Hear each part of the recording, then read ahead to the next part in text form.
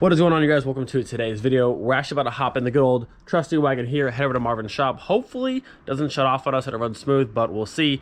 He's gonna help me realign the throttle body. I meant to do that forever ago. When you do the EGR valve in these cars, you're supposed to go through and realign the throttle body, but the car was still running good, so I kind of just left it alone. But now they're having issues. I think it's probably time to do that. So head over to his shop, have it realigned, and hopefully fix some of our issues. I actually went through, started this car yesterday. It was idling pretty good, and it didn't start up weird at all. So hopefully, hopefully it's a good day.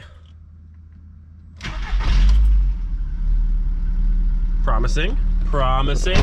We'll see. So the next thing you'll see is either us at Marvin's shop or we'll be on the side of the road somewhere. So fingers crossed it's Marvin's shop. That is dope, and I want it. And we made it. Couple close calls where it almost like fell on its face and stalled out, but we made it. Now it is idling very, very low now, about 600. It's kind of rough, but hey, didn't shut off. We made it here, and I'll tell you, there's nothing more exciting than driving a car that might shut off at any given moment. It's the most exciting thing you could possibly ever do. But we made it, so waiting for Marvin now. We'll try this thing, realign the throttle body, and hopefully all's well. So they went through with the computer, realigned the throttle body, which worked fine, but now the car won't start anymore, and it's reading that's getting too much flow through the EGR valve for whatever reason. He said it might be the crank signal sensor that's being weird as well. There's no code for it, but we actually have an RPM signal as you try and start it, but as of right now, it's late. Yeah, it shows it's late. As of right now, the car does not want to start, which was like the same as last time, so we'll see. But throttle's been realigned, that didn't really fix anything, and then still too much flow through the EGR, right?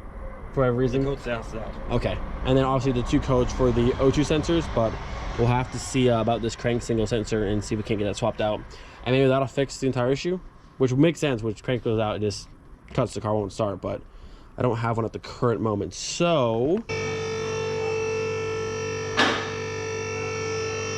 on most engines that I've seen, the crank sensor is usually up here somewhere, but on this one it's up over that, and actually what, in the transmission, right?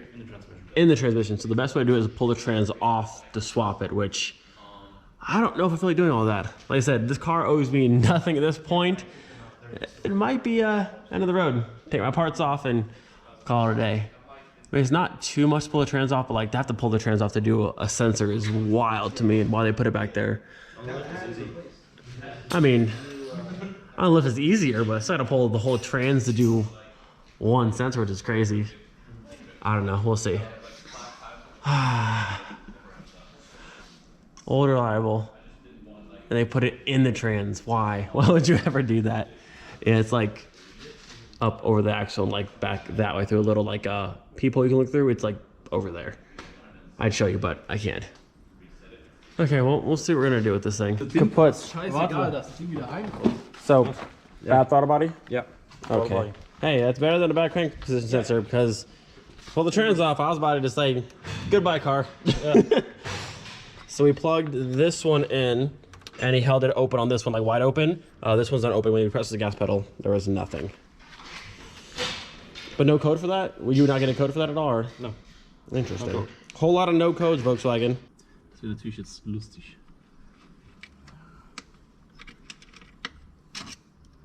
So this is the 1.6 one, and it's a little bit gummed up, but it's actually not working anymore. So we're modifying, they're modifying the one from his spare 1.8t to go onto here. So bigger throttle body, just enough to get home at least, but once he held it wide open and actually got air, it started to ride up no problem, so bad. Wow, so fancy, look at that. So it should start in theory.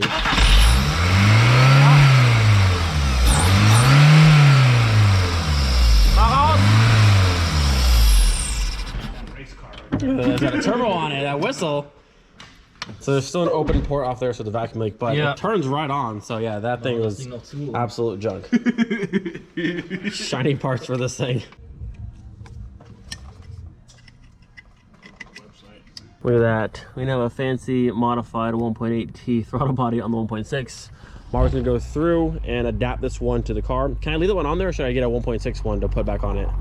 See how it drives, I don't know. Yeah, Never I mean, did it before. Yeah, we'll see. It's a bigger opening than the 1.6 one, but it still fits to the airbox, so we'll see how it does. I mean, more horsepower, right? More air, more horsepower, that's what it is. Right? Either way though, I'm very glad that that's what it was and not the crank signal, because that's like way down there, pull the trans off, that's a whole nightmare to touch. But it's weird that you get no engine code light for having, you know, a bad throttle body. It's kind of annoying. Thank you Volkswagen for that. But I think we've got it mostly figured out. You said it's working? Yeah, it's actually adapting it. That's awesome. So little epoxy, you gotta pull off one little port and we had a 1.8t throttle body. Only at 8 horsepower. Look at us go. It's still so where there's no check engine code for a bad throttle body. That makes no sense to me. Volkswagen. Like, hey, there's this thing that your car can't run, but no information for that at all. Like, here's your O2 sensors that are bad, but don't worry about your throttle body. Look how shiny it is though. Look at that. So nice. So the plan now, let the car sit for a minute, make sure that epoxy on there is fully dry, and then we'll drive it home and see what happens.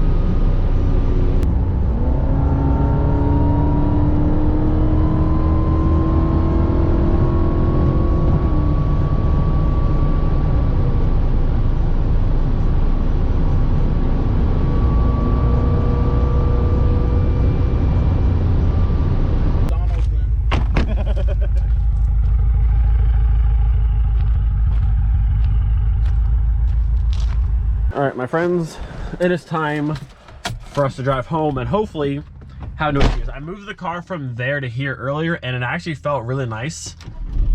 Look at that, starts right up, no issues. Actually, look at that, my engine light's gone. Wow, my engine light's gone. It gave me a code for O2 sensors, but now the throttle body is fixed. My engine light's gone. Maybe it'll come back on. We'll have to see about that, but engine lights off, the car started up, idle's good. The throttle response feels better than it ever has because I've had a trash throttle body the entire time pretty much. But hopefully this is a smooth drive home. But hey, maybe the wagon is good to go. All right, so engine light came back on, which I figured we didn't change the O2 sensors yet, so I figured to come back on. But the car itself, just like throttle response, it feels so much better. Like a million times better than before. This is good stuff. This is good stuff. Also, when I come to a stop, the RPMs don't drop at all. It just stays right there, nice and smooth and good to go. Boys, we have made it home. No issues, nothing weird to report. So I think aside from fixing the O2 sensors, the car might be good to go. Again, shout out to Marvin and Patrick for helping me out. I would have honestly never thought about the throttle body. We went and aligned it, but the whole thing was bad itself, so it didn't even matter. But thank you to them for helping me out. We have a fancy 1.8t throttle body now on the 1.6, and honestly, the car drove really, really good. Whether it does anything better than a 1.6 one does, I doubt or don't know, but the car is working good, which is awesome. All right, so it is currently Tuesday morning. I was reading the comments from yesterday's video, and I'll be honest with you guys. I completely forgot on some spark plugs you can unscrew that larger cap, make it a smaller one. Just totally forgot. I make mistakes, I'm not afraid to admit it. So I'm gonna go through this car fast, try and make sure that works. If it does, and then that will solve that issue. So we have here the new plug on top, and this is the old plug here. You can see this one actually has the threads and the top piece doesn't screw, but on the new ones, this top piece, when you try to unscrew it, the entire thing goes all the way down, it spins with it, and I don't want to break it. So these ones, unfortunately, the top does not come off, so we'll probably have to swap to another set of like NGK or Bosch plugs like this that actually unscrew, that we can use the right plug wires to go to the spark plugs. But yeah, these ones, that top piece does not come off. We're almost gonna break it, but like when I go to spin it, the entire thing is spinning as one, and I don't want to break them. So these ones do not unscrew. All right, so I'm not sure what has happened, but the car was running pretty good yesterday, which is why I moved it to this spot, so it's out of the way for the cars in there. But for some reason now the car just cranks, and it has this crazy, like, I'm telling you, like the most sour smell I've ever smelled come from the exhaust, and it just cranks, and it's super weird. Now I went through and I swapped all of these spark plugs from the GTI, so I know they're good. These are the new NGK plug wires, so it all fits right, it should. But even with that, the car still just cranks and will not start. I was going through trying to adjust the hall sensor a little bit, but it's like seized up down here and I can't adjust it just yet. But yeah, I've never had a car smell, I mean, it's like the most sour, rotten, not really rotten, more like sour. I did read someone saying the O2 sensor is bad.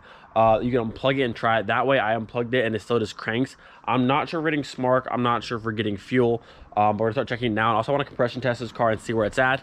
But yeah, it's just this really weird, just, I'm telling you, the most sour smell I've ever smelled in my life.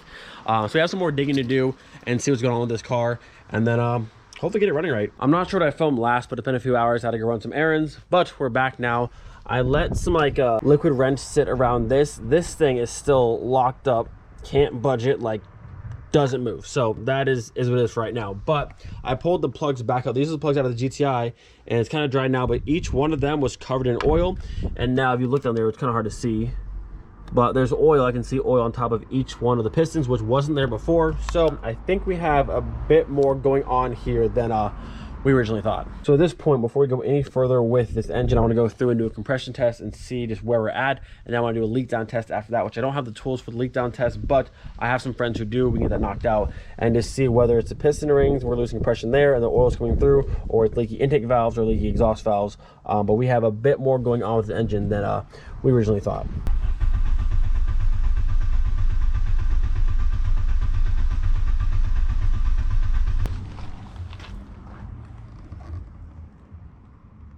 Okay, so after our compression test, we have 161, 164, 165, and 165. Now there was a little bit of oil in each one of the cylinders, which may have bumped up the number a little bit, but they're all very, very close to each other, which is good. Now I'm gonna go through and check and see what the actual specs for this engine should be, and we'll see where we're at. So I couldn't seem to find the exact diagram for the 2E engine. I do have this manual here, which isn't for this one, but it does show the 2-liter ABA, which is very close to what this is. This one says between 145 to 189. We had about 165 between all the cylinders, which actually looks pretty good. Now again, we didn't have oil in the cylinder, so it may have bumped it up a little bit. I'm not sure exactly how much. I still want to do a leak down test and see where it's leaking down past the rings, or the intake seals, or the exhaust seals, or possibly even the head gasket. We still have more to do. Let's see what we got. Martin's here, lending me a hand. Ready? Ready. Oh, I didn't put the fuel pump relay back in. 1 second. I didn't put the relay for the fuel pump back in. Hang on. We're gonna need that. Okay, let's. There it is. Okay, ready?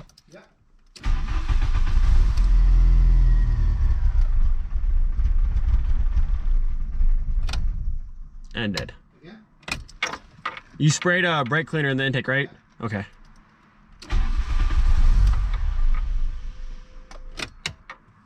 Again.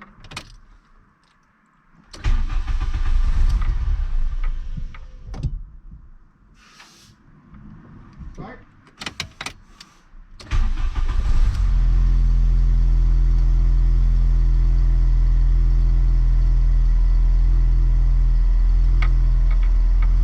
He's spraying brake cleaner in the intake there. No fuel?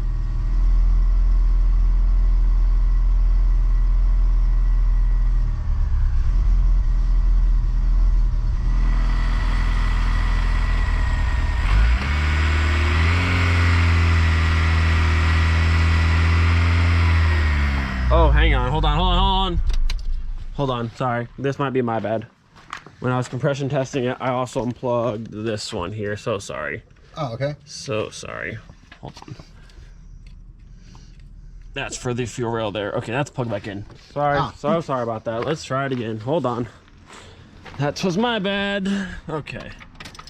Let's see what it does now. Okay, this is normal. This is what I expected here.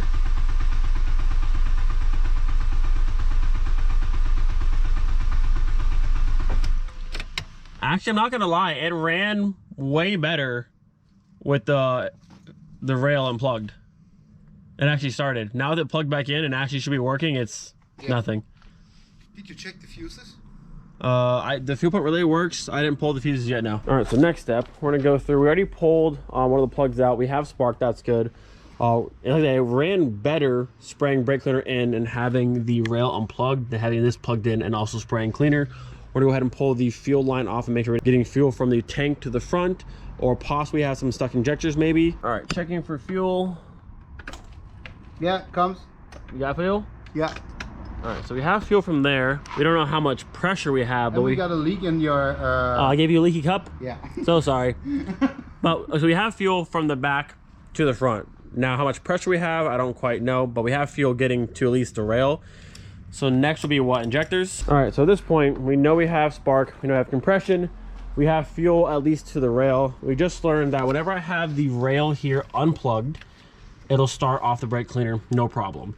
When this is plugged in, and it should be working properly, the car will just crank, crank, crank. Even spraying brake cleaner in, it will not start the car. So either this is not working, or the injectors are bad, or both possibly, we don't know. But something with the fuel rail is not right. So I guess next would be, I don't have one, but we can power probe this connector, make sure there's power to there, because this one has one plug-in for all 4 injectors versus one for each one. So it's either that plug's not getting power, or we have multiple or one bad or stuck injector. But I think that's pretty much where we're kind of like centered in at that point. All right, so I think we're at a pretty good stopping point for today. The next step I think will be to go through and power probe this right here, which is the power to the injectors.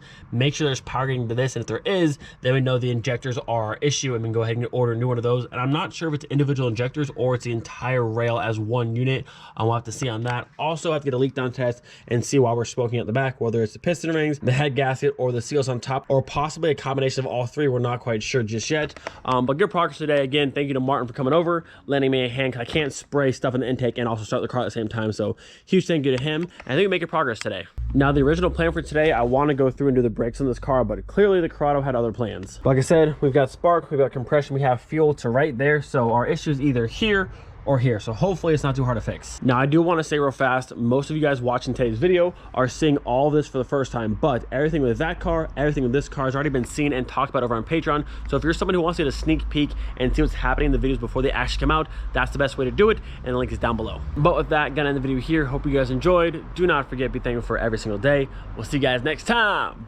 Peace.